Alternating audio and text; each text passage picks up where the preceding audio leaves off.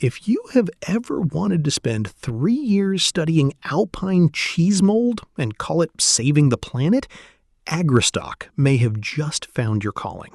Today, we are covering a fully funded doctoral program that sits at the intersection of food systems, livestock management, and climate-driven disease. Genuinely consequential territory for anyone in agricultural or environmental research. Let's start with the program itself and what it is actually offering researchers. The OHASIS program, One Health for the Alpine Region, Solutions and Innovation in Science, is the frame here. It brings together medicine, veterinary science, agriculture, microbiology, and public health to address challenges specific to alpine ecosystems, and it is doing so with real institutional weight behind it. 4 universities, 2 countries, 3 years of full employment. That is a meaningful package for early career researchers. The Post puts it directly. OHASIS offers far more than a traditional doctoral program. Students become part of an international research network, tackling real-world challenges related to food safety, climate change, antimicrobial resistance, environmental sustainability, and emerging infectious diseases.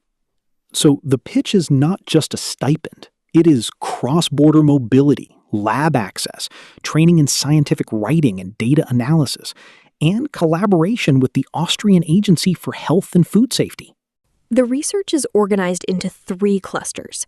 The first is microbial resilience in alpine food systems, which covers microbiome science, genomic surveillance, and antifungal resistance, including a project specifically on alpine mycobiome and fungal diversity.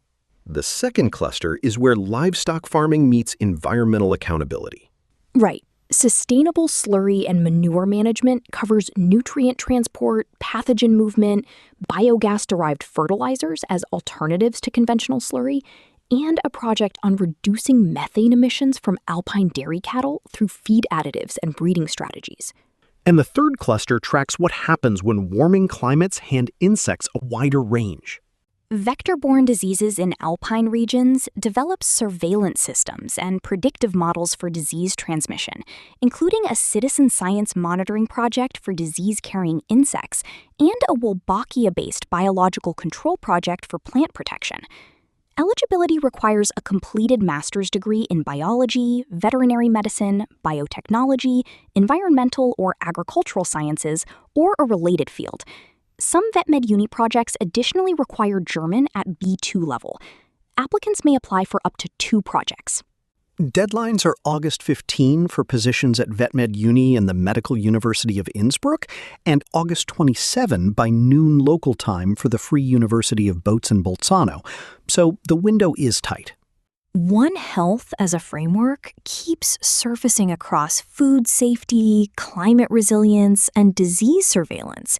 These are not separate problems. And the alpine region turns out to be a surprisingly concentrated place to study all of them at once. More on where the research leads next time.